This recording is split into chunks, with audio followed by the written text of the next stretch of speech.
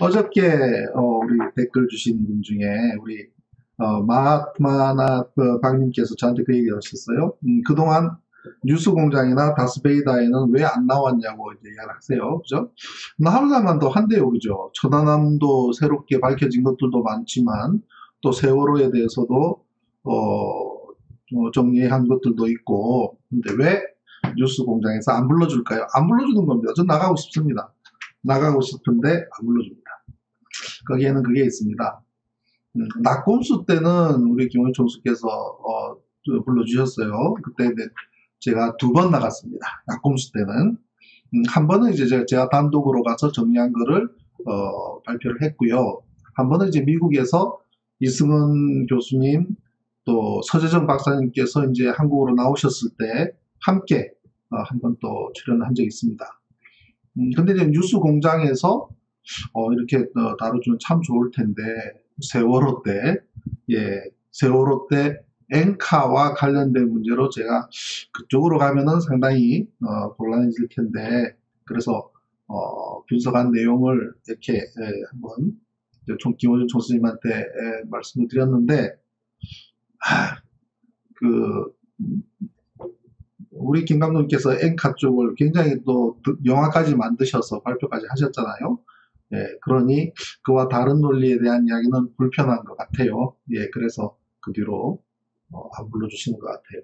언제든지 불러주면 저는 아주 흔쾌히 기분 좋게 나가서 진실을 얘기할 수 있을 텐데 말이죠. 그렇습니다. 불러주면 나갑니다. 우리 로시님께서 이렇게 말씀하십니다. 이렇게 이해되지 않는 부분들이 모여서 드는 생각은 정부 조사단이 책임져야 할 사람들이 책임을 지지 않는 부분이 너무 많다.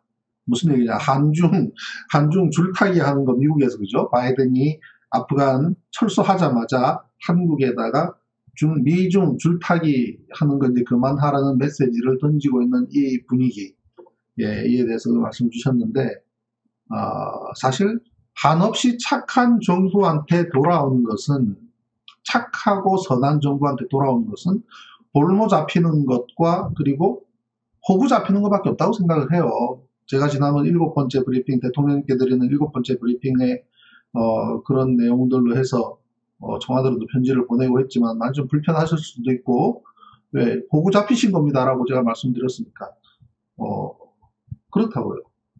외교라는 것 자체가 사실은 줄타는 성격을 가지고 있잖아요. 외교가 우리의 이득을 구해야 되는 것도 있고, 또 갈등 관계에서 또 갈등을 풀어야 되는 관계에서 또 3자 간에 4자 간에 이런 갈등 관계에서는 그거를 줄타기로 본다면 줄타기가 될 수 있지만 그거는 외교와 국가가 존립하기 위한 정책의 하나의 본질적인 부분입니다. 그런데 그 중에서 양자 선택을 해라, 내한테 줄을 서라, 그런 식으로 요구하는 것은 상당한 결례이기도 하지만 거의 협박에 가까운 겁니다. 그래서 안보라고 하는, 우리 한반도는 안보라고 하는 그런 볼모를 잡히고 있기 때문에 우리를 호구로 보는 것이 아닌가. 그죠? 우리 노영탄께서도 그런 이야기를 하셨어요. 절대 철수 못한다. 철수하라고 해 철수 못한다. 그죠? 아마 그쪽 참모들은 그럴 거예요. 절대로 한국은 미국에 대해서 철수하라는 말이 절대로 안 나올 겁니다 라고 그쪽 참모는 또 그쪽 대통령한테 이야기를 할 거예요. 그죠? 근데 우리 입장에서는 철수하라고 해보시죠. 철수 못합니다. 왜? 한반도라고 하는 여기에 미군 기지가 있는 것은 극동에서의 미국이 극동에서 어떤 활동을 펼치는 것, 거기에서 중대한 기지일 수밖에 없기 때문에 우리가 땅까지 다 제공하고 부지 제공 다 하면서까지 우리가 방위 분담금까지도 트럼프 때는 얼마나 압박을 했습니까? 방위 분담금 올린다고. 우리 땅 주고 우리 다 주고 기지 내주면서 방위 분담금까지 내줘야 하는. 그렇습니다. 그래서 볼모 잡히면 호구 잡히는 겁니다. 우리 강한 우리 얘기를 할 수 있어야 되는 겁니다. 이건 나중에 제가 메인 꼭지로 다룰 내용이니까 그만큼만 하고요. 이산화 선생님, 세월호 진실을 밝히는 것이 이 정부의 존재 이유라 해도 과언이 아닐 텐데 왜 이렇게 철저히 외면하고 있는 걸까요? 그렇죠. 문재인 정부, 우리 문 대통령님께서 앞으로 기한이 남았습니다. 앞으로 6개월, 그래요. 4년 5개월째 직무유기 중이죠. 한마디로 이제 직무6일 촛불 정부 아닙니까? 촛불로 탄생한 촛불 정부가 그 촛불을 들었던 사람들의 마음 지금 헤아리지 못하고 있습니다. 뭐 어떡하지? 그건 직무6기예요. 엄격히 직무6기 하고 있는 중입니다. 앞으로 6개월 남았으니 좀 더 우리가 기다려볼 필요가 있어 지켜볼 것이고요. 예, 그렇습니다. 우리 이산화 선생님 혹시 시인님이세요? 맞으면 한번 맞다 하면 제가 나중에 전화드리겠습니다. 이산화 시인님이시잖아요, 그죠? 우리 노영탄님, 문정부의 미스테리, 세월호 외면 천안함 북한 소행, 그죠? 세월호,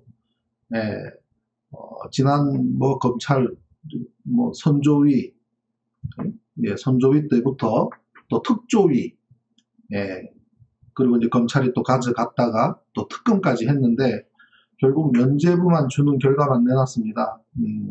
저는 정말 선박에 대해서 잘 아는 사람의 그룹을 짜서 들여다봐서 펼쳐내야 할 사안이거든요.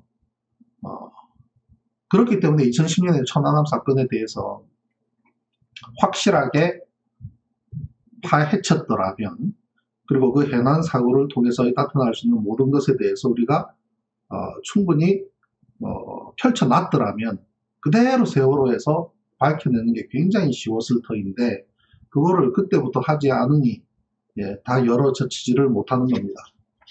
그러나 제가 누차 말씀드리지만 진실이라는 것은 그 자체의 부력이 있기 때문에 절대로 침몰하지 않고요.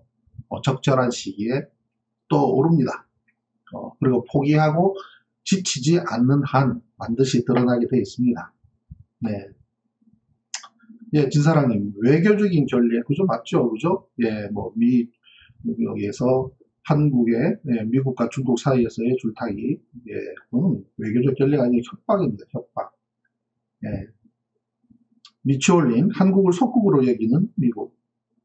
정말 절대로 용서할 수 없는 것 중에 하나가, 미국에서 LA 폭동이 났을 때요. LA 폭동이 났을 때에 그 폭동의, 그 물꼬를 우리 LA의 한국인들, 그 다음에 거기서, 한국 상인, 그분들로 물꼬를 돌려서 막 집중적인 공격을 받게 만들었던 그런 겁니다. 그건 정말 그 옛날에 일본에서 간토 대지진 때 우물에 한국인이, 조선인이 우물에 독을 탔다고 했던 그것과 다름없는 그런 절대로 용서할 수 없는 그런 것이죠. 우리를 속국으로 여기고 있기 때문에 그런 부분들이 존재하죠. 이산화 선생님, 커드 가입하란 말인가요? 중국과 냉전에 말씀하셨고요. 미추홀린 미군 철수하는 한이 있어도 대중무역은 절대로 포기할 수 없다, 그죠? 네. 우리는 왜 우리끼리 협의하고, 우리끼리 의논하고, 우리 한반도 내에서 우리끼리 합의를 보고 왜 결정하지 못할까요? 얼마든지 할 수 있는 게 많은데, 사실 천안함 사건만 하더라도 우리가 근실을 밝혀내면 개성공단 바로 열 수 있는 것이고 금강산 바로 가동할 수 있는 거 아니겠습니까? 아쉬운 것은 지난 6월 달에 우리 정세현 전 통일부 장관께서 6월 중에 뭔가 소식이 있을 것처럼 또 말씀을 하셨어요. 그분이 거짓말하거나 그분이 앞서가는 분이 아니신데 뭔가 분명한 메시지가 있었고 그 당시에 남북 간에 뭔가 의논할 수 있는 기류가 흘렀던 것은 분명한 사실입니다. 대한민국 국정원장이 미국에 가서 그냥 놀러 가진 않았을 거란 말이에요. 그러면 무언가 의논하기 위해서 간 건 분명한데, 그리고 진행이 되고 그 과정에서 남북 간의 통신선도 열었지 않습니까? 그죠? 통신선까지 개통을 했습니다. 꽉 닫혀있던 그 닫혀있던 통신선을 열어젖히는 데에 어떤 계기가 있었느냐? 그것도 별로 없었단 말이에요. 열었습니다. 그렇다면 그 뒤에 일어날 일이 전제가 되어서 통신선을 연 것인데 그 뒤로 어떻게 됐습니까? 갑자기 마치 충분히 연기할 것 같았던 한미연합훈련을 갑자기 또 다시 하는 걸로 가버렸어요. 안 해도 될 정도로 분위기가 만들어져 있는 상황임에도 불구하고 그 분위기가 굉장히 중요한 거예요. 왜냐하면 누군가 그것이 굉장히 불편한 어떤 집단이 있을 수밖에 없는 거거든요. 근데 한미연합훈련은 무조건 해야 돼. 왜? 한미연합훈련을 하게 되는 것이 다시 남북 간에 열릴 뻔한 통신선처럼 열리고 다시 대화할 수 있는 분위기를 한 방에 막아버릴 수 있는 상징적인 것이 그거기 때문에. 그러니 바로 북쪽에서는 또 그에 대한 반응이 오고 결국 지금 또 정세 국면으로 가고 있는 거 아니겠습니까? 그래서 우리 정세훈 전 통일부 장관께서 곧 조만간에 어떤 소식이 있을 것처럼 이렇게 이야기하셨던 부분들은 그냥 아닌 것이 돼버린 거예요. 그러나 아직도 물밑에서 그러한 작업은 진행 중일 것이라고 생각을 합니다. 예, 한반도에서 남북 간에 서로 얘기할 수 있는 그런 것이 없다면 그야말로 속국인 거죠. 사사건건 미국의 눈치만 보는 속국인 거 아니겠습니까? 변화가 있을 거라고 생각을 합니다. 자, 그리고 좀 여담입니다만은 금요일이니까 여담입니다만은 지난주에 제가 이제 저희 이제 딸아이가 여름 휴가를 집에 와서 좀 쉬다가 마치고 이제 복귀하는 중에 아주 어릴 때부터 같이 자라던 이제 절친을 집에 가서 만났던가 봐요.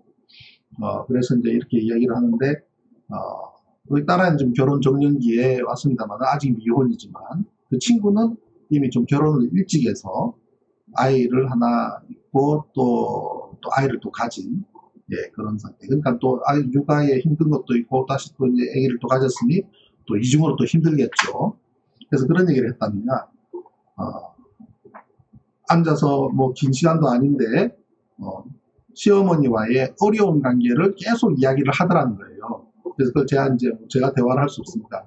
저희 집에 이제 식구하고 대화하는 거를 제가 준비하는 과정에 듣게 됐어요. 네, 우리는 아이들의 문제는 이제 궁금하기 때문에 스피커폰으로 이렇게 열어서 이야기를, 대화를 하게 되는데, 중간에 개입하지는 않지만 어떤 대화가 있는 거는 이렇게 듣게 되는데, 들어보니, 아주 가까운 친구니까, 그냥 시어머니와의 불편한 그런 관계를 모두 미주알 고주알 다 얘기했던 것 같아요.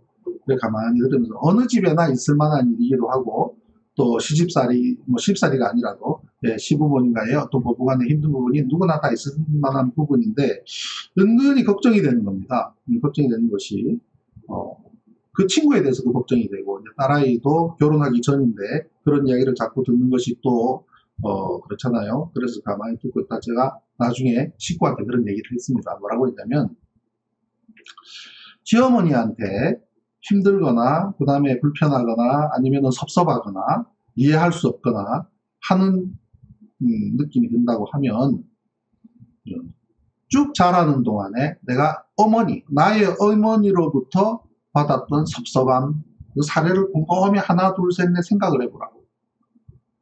자라면서 부모한테 원망스럽고 또는 섭섭하고 화나고 하는 일들이 있었을 거란 말이에요.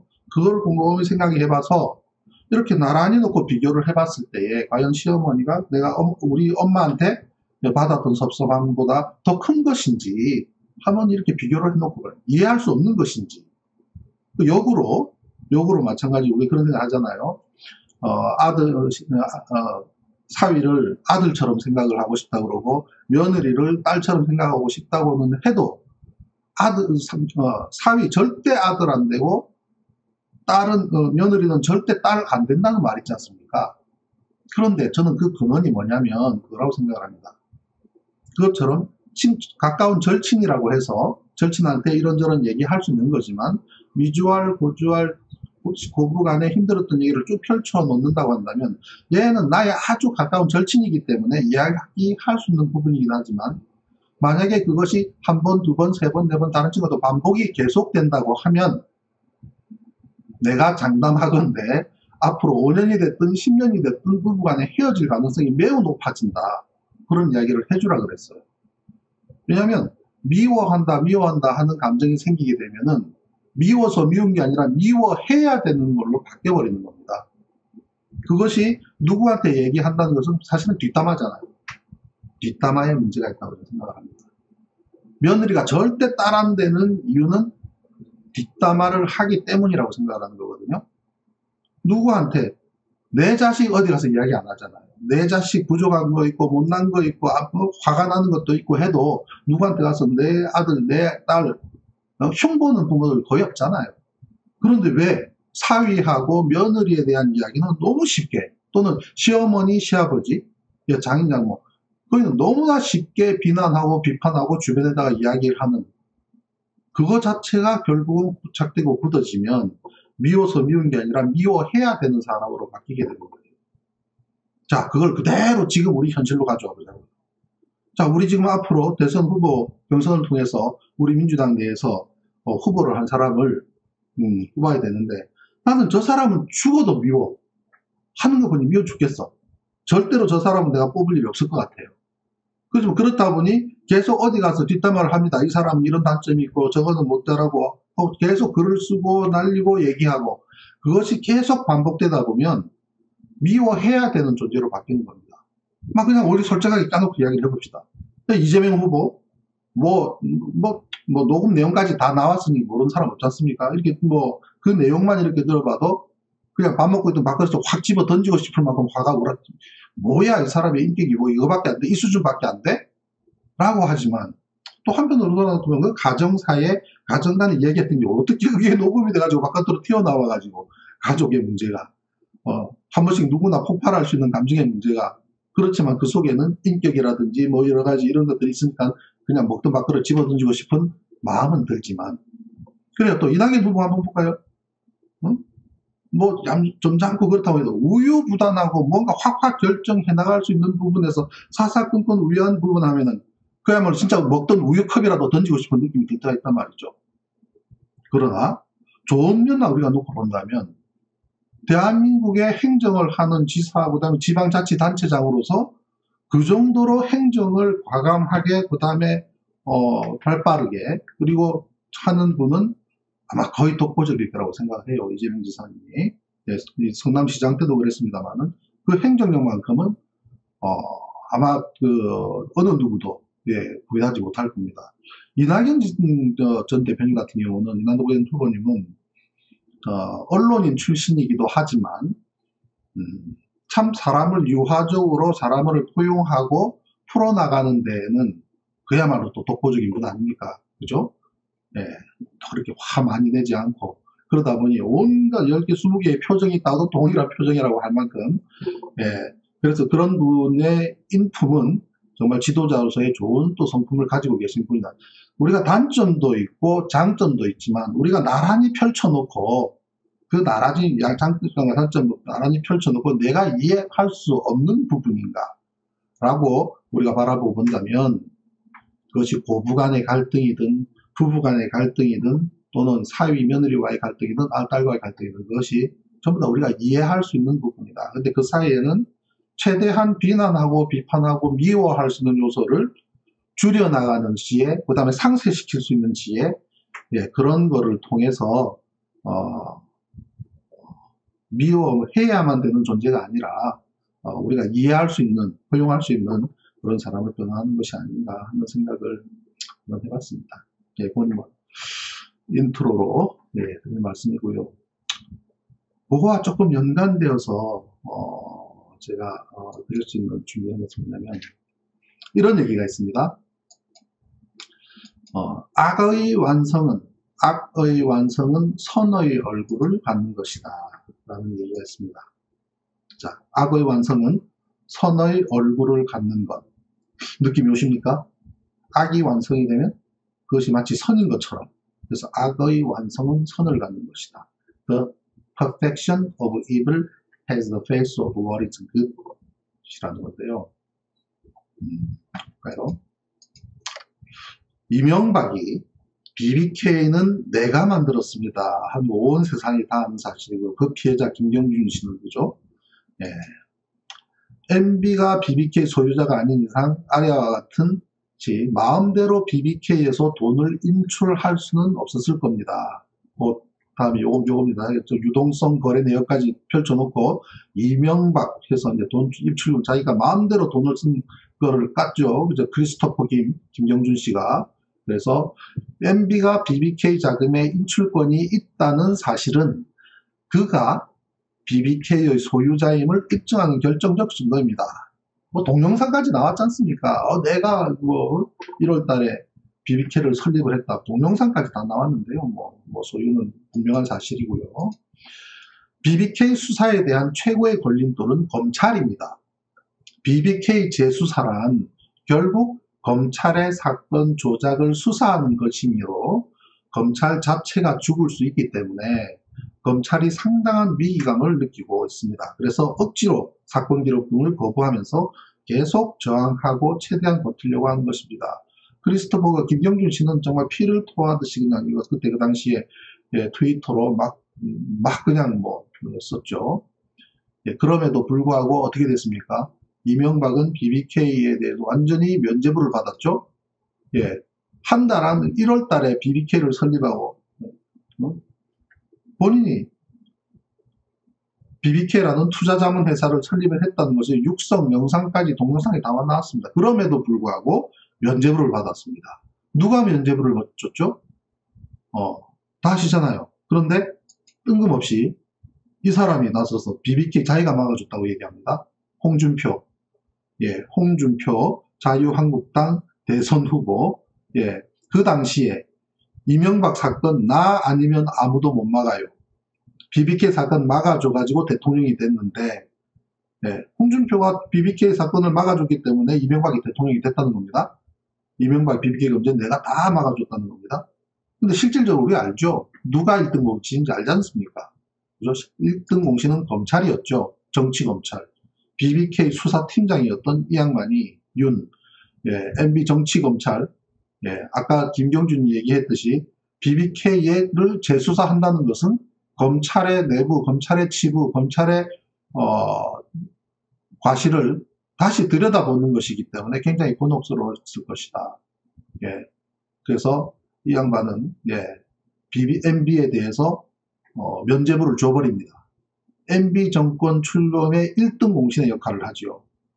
검찰의 무리한 기소 과잉 수사는 MB 정권 정치검찰은 노무현 대통령 일가에 대한 수사, 광우병 위원 보도 PD 수첩 수사, 정현조조인 KBS 사장 수사, 인터넷 농객 미네르바 수사, 한명숙 전 국무총리 수사부터 해서 그다음 검찰의 봐주기 수사, 청와대 국무총리 민간인 불법 사찰, 이명박 대통령 대곡동 사저 부인 매지 등등등 BBK까지 좀 더 면죄부를 줘서 이명박 정부의 출범에 1등 공신 역할을 하고 그럼에도 MB 때 쿨했다 그래요.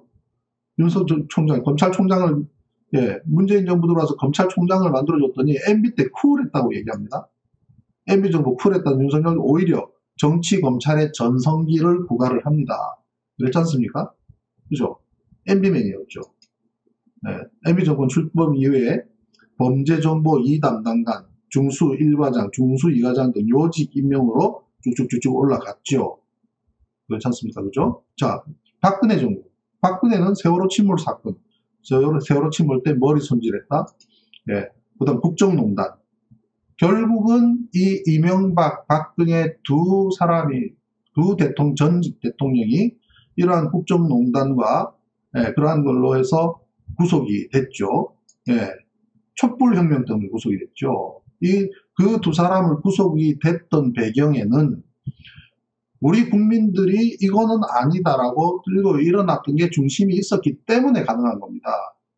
이명박 박근혜가 박근혜 대통령이 탄핵이 되게 한 것도 촛불혁명이 있었기 때문이고, 그러한 이 거대한 민중의 분노를 검찰도 그렇고, 심지어 저쪽 한나라당도 그렇고,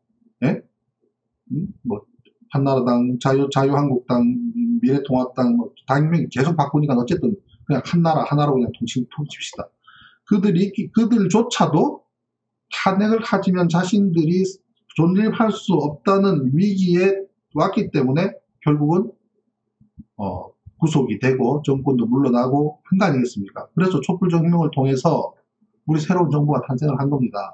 자, 그런데 이 두 대통령이 구속이 됐는데 말이죠. 현재도 구속돼 있잖아요. 구속이 돼 있잖아요. 그럼 우리가 이렇게 국가를 운영해야 될 주체가 부실하게 국가를 운영하면 결과가 어떻게 된다는 사실이 온 세상에 지금 펼쳐져 있고 알려졌지 않습니까? 그런데 이 두 사람이 구속이 되고, 그래서 두 사람이 물러난 다음에 새롭게 촛불혁명을 바탕으로 해서 우리가 다음 차기 정부를 만드는 과정을 한번 놓고 보면 만만치 않습니다. 아마 깜짝 놀라실 거예요. 보실래요? 촛불혁명으로 그 다음 19대 대통령 선거에서 어떤 결과가 났는가 한번 보실까요? 투표 결과 문재인 후보 당선 41%, 홍준표 자유한국당 24%, 안철수 국민의당 21%, 유승민 바른정당 6%, 심상정 정의당 6%. 압승했네. 41%. 2등과의 격차가 20% 가까이 나네. 17%가 나네. 2등이 24%, 3등이 안철수 21%, 유승민 6%, 심상정 6%. 압도적인 표차로 이겼네라고 생각할 수 있습니까? 보실래요? 자, 문재인 41%, 심상정 6%, 자, 문앤심 이쪽, 네? 민주, 진보. 자, 오른쪽에 홍준표 24%, 안철수 21%, 유승민 7%. 홍준표, 안철수, 유승민 합치면 52%네요. 만약에 문재인, 그다음 민주당과 정의당이 단일화를 하고 홍, 안, 유가 단일화를 했다면 졌다는 얘기입니다. 네? 그렇잖아요. 자유한국당, 국민의당, 바른정당 쪼개졌기에 망정이지 졌다는 얘기입니다. 자, 이게 이명박 정부, 박근혜 정부, 그 10년 가까운 정부의 부실함과 부정함과 온갖 국정농단과, 네? 생때 같은 우리 어린아이들 304명의 아이들이 그 고통을 당하는 것도 유기하고 방기했던 그 정권이 내려놓고 나서 바로 직후에 이루어진 선거에서, 촛불혁명까지 일어난 그 선거에서 실제로 놓고 내용을 들여다보면 문앤심 47%, 홍안유 52%라는 사실 놀랍지 않습니까? 우리가 과연 지금 편하게 생각할 수 있느냐라는 거예요. 그런데 이번 대선 어떻습니까? 합쳐집니다. 홍준표, 안철수, 유승민, 윤석열 별도 따로 각자 출마할 일 없습니다. 내년 대선에서는. 이 현상이 그대로 나타난다면 41대 52대 6이 됐는데, 심상정 후보, 지금 정의당의 심상정 대표는 곧 대선 출마하겠다고 지금 하고 있지 않습니까? 아마 하면 끝까지 갈 겁니다. 우리 우리 가족분 중에 최계바라님 아마 정의당 당원이실 텐데, 이 내용 가지고 한번 가서 심상정 대표한테 한번 이야기를 해주십시오. 악이 완성되는 것은 선의 얼굴을 갖는 건데, 내년 대선에서 선의 얼굴로 탈바꿈하도록 만들어줄 것인가. 구속되어 있는 이명박, 박근혜 전부 다 사면해줘가지고 바깥으로 나와서 마치 민주정당 정부한테 누명을 덮어 쓰고, 아니면은 핍박을 받고 압박을 받고 결국은 그래서 구속됐던, 그러나 다시 선을 찾은 것처럼 그걸 우리가 만들어 줄 것인지. 홍, 안, 유 따로 나올 일 없습니다. 지금 안철수도 합당은 안 했지만 저쪽 동네 경선버스 가다가 나중에 탑승할 거 아니겠습니까? 바깥에 있는 김동연도 그렇고 안철수도 그렇고 어떤 형태든 단일화를 이뤄갈 거란 말이에요. 그럼 우리가 편안하게 생각할 수가 있겠느냐는 겁니다. 네. 이게 바로 그 농단을 했던 두 대통령이 구속된 상황에서 열렸던 대선이란 말이죠. 자, 갑자기 좀 우울해지죠. 그렇지 않습니까? 예. 제가 이 내용을 한번 쭉 정리하고 들여다보면서 내년 대선 정말 우리가 만만치 않다. 저쪽 동네를 보면은 곧 망할 것 같기도 하고, 그렇지만 윤석열이 이뻐서 37% 주는 게 아니지 않습니까? 그죠? 네, 그쪽 지지자들도요. 콘크리트가 있기 때문에 그 콘크리트는 말뚝만 갖다 박아도 무조건 35%부터 시작하는 게 그 동네이기 때문에. 또 이런 생각을 하시죠? 우리 이재명 후보와 이낙연 후보의 지지율을 합치면, 계속 여론조사 때 비슷하게 나오고 화가 나고 이러면은 이렇게 합쳐보잖아요. 그죠? 합쳐서 계산해보면 그래도 나중에 열면은 우리가 이길 거야. 그 결과가 그렇게 잘 안 나온다는 얘기예요. 네, 그렇습니다. 그렇다면은 우리가 어떤 마음을 가져야 될지라는 부분이 중요하다는 걸 말씀드리는 거예요. 그래서 제가 지난번에도 말씀을 드렸지만 내가 가진 한 표를 가지고 정말 내가 원하는 후보를 뽑아서 앞으로 5년 동안 내가 원하는 그런 정부를 만들고 싶다고 생각하지 마시고 내가 가진 2표를 가지고 앞으로의 10년을 결정하는 생각을 가지시라고요. 네, 그렇게 누누이 말씀을 드립니다. 네, 그래서 미워하고 미워하면 미워해야 되는 걸로 바꾸는 마음을 이해할 수 있는 범위로 펼쳐나가 보자는 겁니다. 그런 노력을 지금부터 해나가자는 거죠. 그러니 이명박을 대통령으로 만들어 주었던 그 사람 둘이가 MB 때 쿨했다고 하는 사람과 이명박 BBK 범죄 내가 다 막아줘서 대통령 됐다는 사람이 지금 저쪽에서 경선을 통해서 한 사람을 뽑는 과정을 시작하는 겁니다. 예, 그게 바로 지금 현재 우리가 직면해 있는 그런 상황입니다. 예, 악의 완성은 선의 얼굴을 갖는 것입니다. 저 악이 선의 얼굴을 가지도록 우리가 만들어주는 그런 바보 같은 짓은 절대로 해서는 안 됐다 이겁니다. 정경수 선생님, 대선 어렵다 이렇게 보시는가요? 아니요. 대선 어렵다라고 보는 것이 아니라 대선 만만치 않다. 언제나 촛불혁명을 통해서 두 전쟁농단한 대통령을 집어넣고 한 선거에서도 만약에 저쪽이 단일화를 이뤘다면 우리가 더 47대 50이란 얘기예요. 그 현실을 보자는 얘기죠. 그죠? 그 현실을 봐야 된다는 겁니다. 대선 결코 만만치 않습니다. 네. 막대기를 갖다 꽂아놔도 35부터 시작합니다. 저쪽은. 네. 그러니 등에 칼 꽂고 나갔다는 이유 하나만으로 우리 쪽에 있다가 등에 칼을 꽂고 나갔다는 이유만으로 20 몇 프로 30 몇 프로 지지율을 가지고 시작을 하는 겁니다. 네. 그냥 머리 들이밀었다는 이유로 감사원장 하다가 튀어나간 사람이 저쪽에서 마치 남바 투인 것처럼 인식되면서 그리 건너가 버리는 겁니다. 네. 그런 우리 현실을 장기적으로 놓고 봤을 때에 시간은 저 사람들 편은 아닙니다. 아무리 저들이 노력한다고 해도 앞으로 한 10년쯤 지나면 저들 콘크리트의 10%는 지구상에 존재하지 않을 거니까 장기적으로 봤을 때는 변화해 가겠지만 어떤 순간이든 우리가 만만한 순간은 없다. 그걸 말씀을 드리고 싶은 겁니다.